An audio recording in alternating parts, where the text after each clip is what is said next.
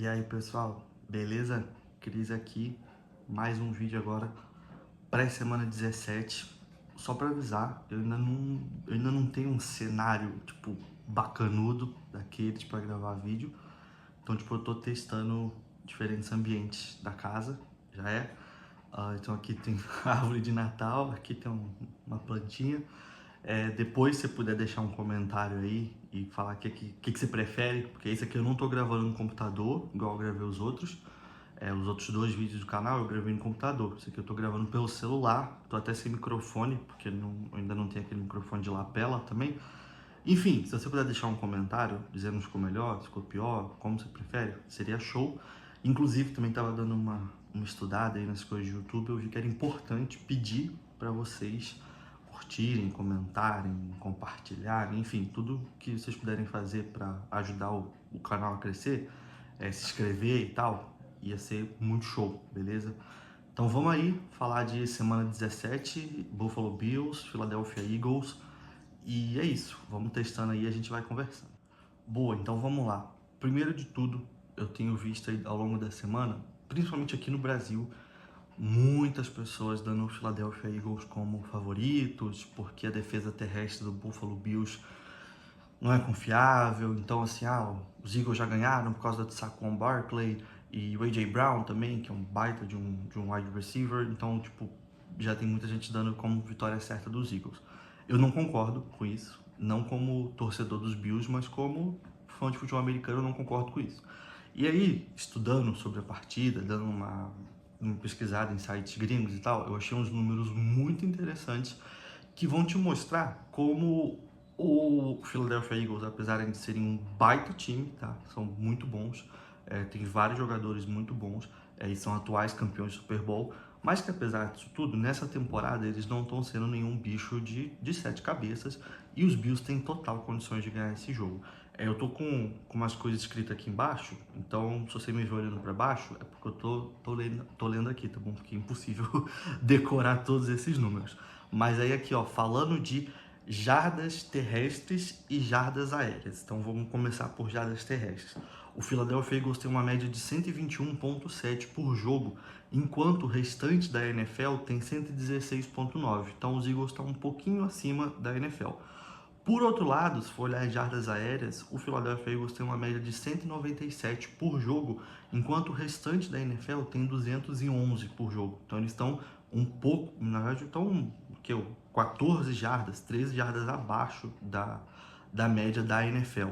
E aí, olhando jardas totais, o Philadelphia Eagles tem uma média de 318 jardas por jogo, enquanto que o restante da liga tem 328 jardas por jogo. Então eles estão aí 9 jardas abaixo do restante da liga quando a gente diz de jardas totais.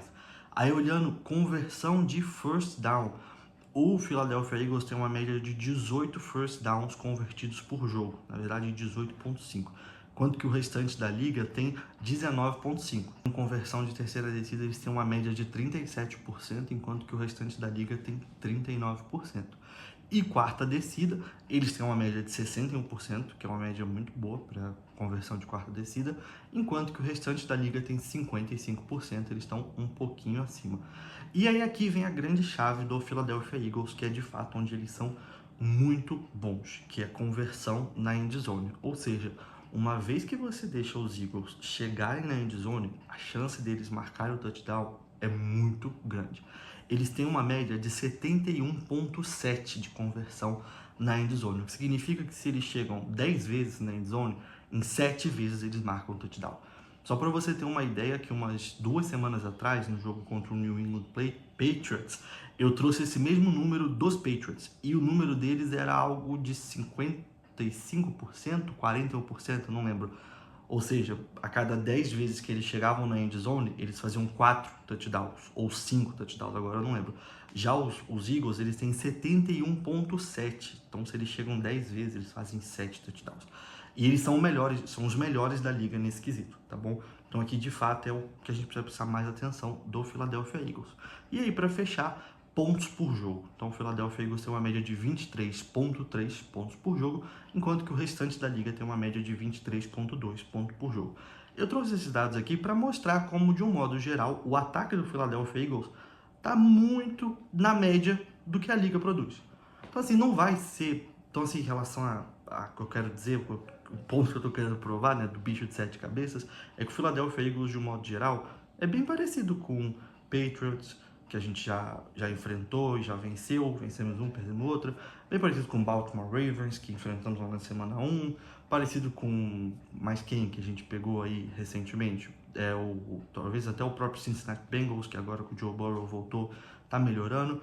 Enfim, são um baita time, tem um bom quarterback, um bom running back, um bom wide receiver, uma boa linha defensiva, tem aquele Cooper DeJean, acho que é assim o nome dele, que é um bom jogador, um bom cornerback. Então, assim, é um bom time, mas não é nenhum bicho de 7 cabeças. Uma estatística que joga contra a gente é que os Bills não vencem os Eagles desde 2011, então são 14 anos sem vencer o Philadelphia Eagles. Mas, por outro lado, os Eagles já são campeões da divisão NFC Leste, já venceram, já conquistaram o título. Eles ainda brigam por uma seed número 2 na NFC. Claro que é muito difícil, porque lá tem os Seahawks e os Rams, então é muito difícil eles conseguirem, mas eles ainda brigam por isso aí. Mas pensando em divisão, eles já venceram a divisão deles.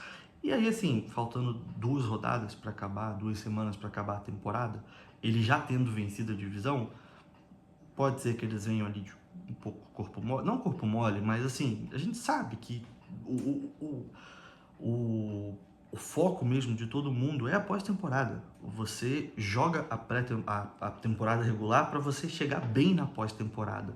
E a partir do momento que eles já venceram a divisão deles, será que eles vão forçar para daí correr o risco de lesionar alguém e perder esse alguém na pós-temporada? O Buffalo ainda não pode se dar esse luxo, porque por mais que já estejamos classificados para a pós-temporada, a gente ainda está brigando por uma seed melhor. Atualmente estamos na 6ª posição, então pegaríamos o Jacksonville Jaguars em Jacksonville, mas a gente ainda está brigando ali por uma seed número 5, talvez um título de divisão, dependendo do desempenho do New England Patriots, a gente pode sonhar com título de divisão, então a gente ainda não pode se dar esse luxo que o Philadelphia Eagles já pode dar. Então, esse é mais um motivo que me faz acreditar que nós temos totais condição de vencer. E agora, falando da gente, né? Buffalo Bills. Vou repetir o que eu falei no vídeo pré-Cleveland Browns, que é em relação ao Josh Allen. Então, se você for pegar todos os quarterbacks que têm melhor desempenho nas suas primeiras 8 temporadas, o quarterback que tem mais vitória é o Patrick Mahomes, com 89 vitórias. Nesse momento, o segundo colocado é o Josh Allen com 87 vitórias. Se vencer dos Eagles, chega a 88 vitórias. E se na próxima semana vencer dos Jets, chega a 89 vitórias e empata com o Patrick Mahomes como quarterback com mais vitórias nas primeiras 8 temporadas de NFL. Outro recorde que ele pode bater, que incrivelmente ele não bateu contra o Cleveland Browns, é de ser o quarterback com 300 jogos, o único, né? O único quarterback com...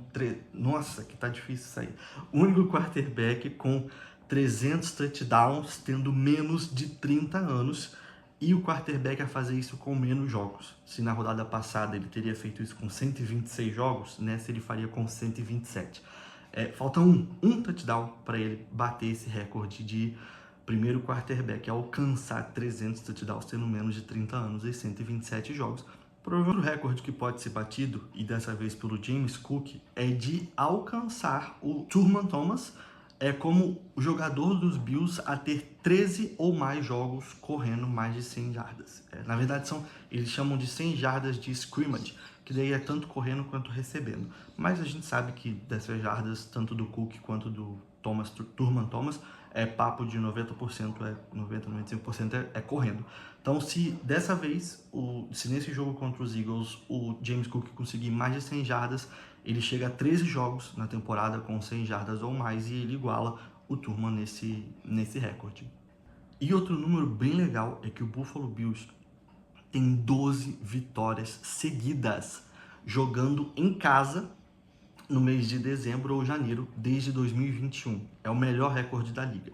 O que significa que em 2021, 22, 23, 24 e até o momento 25, todos os jogos que nós jogamos em casa, nós vencemos em dezembro e em janeiro. Agora falando de lesões, estou gravando esse vídeo no sábado, 8 horas da manhã. Ontem, na sexta-feira, o Sean McDermott avisou que Jordan Poyer, safety, Matt Prater, kicker, Jordan Phillips, defensive tackle, e Daquan Jones, defensive tackle também, estão fora do jogo. Então são 4 titulares fora do jogo. Jordan Poyer, Matt Prater, Jordan Phillips e Daquan Jones. 4 titulares fora do jogo por causa de lesão. Outros 2 jogadores que estão como questionáveis, Dalton Kincaid e Dawson Knox. Ambos são tight ends e ambos estão com problemas no joelho. Qual que é a diferença deles para os que estão fora? Os que estão fora já estão fora, não vão jogar. O Sean McDermott avisou que eles estão fora, não vão jogar. Dalton Kincaid e Dawson Knox, eles treinaram ao longo da semana, treinaram de forma limitada e eles vão para o jogo. Eles estão como questionáveis, mas eles vão para o jogo. Só que aí o que vai dizer se eles vão alinhar ali na hora do snap ou não é a condição deles ali do aquecimento e tudo mais. Pode ser que a gente veja, tipo, na semana passada, que o Dalton Kincaid, ele alinhou ali eu não lembro agora, mas umas 2, 3 vezes ele alinhou. O Dawson Knox também alinhou pouco, até uma das vezes que ele alinhou no snap, ele deu aquele drop no final que teria garantido a vitória pra gente. Então aí são 2 jogadores muito importantes que vão jogar menos. E aí a gente vai ter a chance de ver um pouquinho mais do Jackson Hayes, que é um jogador calouro que jogou algumas vezes nessa temporada, já fez touchdown, ele fez contra o New England, se eu não me engano, ele fez um touchdown recebendo a bola. Então a gente vai ver um pouquinho mais dele. E no Practice Squad a gente tem o calouro, deixa eu olhar o nome dele aqui, Kelek Latu, é um nome difícil de lembrar. Então ele é calouro, ele tá no Practice Squad e hoje, sábado, por volta de 6 horas da tarde, vai ser anunciada a lista de jogadores do Practice Squad que foram chamados para o time principal. Então, se a gente vê o nome ali do Kelek Latu, se a gente vê que ele foi chamado, significa que Dalton Kincaid e Dawson Knox vão jogar bem pouco. E aí, por isso, ele foi chamado para ajudar o Jackson Hayes nessa posição de tight end. Se ele não for chamado, significa que o Hayes vai jogar e ali, dependendo da situação, Dawson Knox e Dalton Kincaid podem entrar para ajudar também. Beleza? Outros que treinaram ao longo da semana e provavelmente vão jogar normal nessa semana 17. O próprio Josh Allen, né, que estava com o tornozelo machucado, mas o Sean McDermott falou ontem, sexta-feira, que as dores já passaram e que amanhã, no domingo, o Josh Allen vai jogar sem nenhum tipo de limitação no pé direito, que ele estava com o tornozelo machucado. Joey Bosa, Cole Bishop, Terrell Bernard, todos esses que estavam ali meia bomba, treinaram normal durante a semana e vão para o jogo normal amanhã. E aí só uma curiosidade em relação ao Dawson Knox, ele tá como questionável, mas a galera tá acreditando que ele vai jogar, vai alinhar em bastantes snaps pela questão financeira, porque olha só, eu vou ter que ler aqui porque é bastante coisa. Hoje, nesse momento, falta uma recepção, 37 jardas e um touchdown para o Dawson Knox receber simplesmente $300 mil. Ele, lá no contrato dele, tem várias cláusulas que giram em torno de $100 mil e $150 mil. Então, por exemplo, se ele tiver 30 recepções na temporada, ele recebe $100 mil. Nesse momento ele está com 29, então falta uma para ele bater 30 e receber $100 mil. Se ele atingir uma quantidade X de jardas, ele recebe mais $100 mil.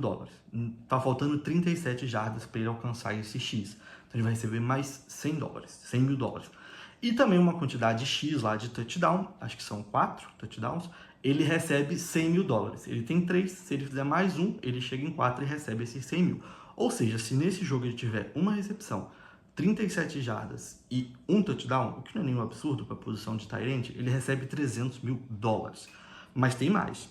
Se ele chegar em 6 touchdowns na temporada, ele recebe mais $150 mil.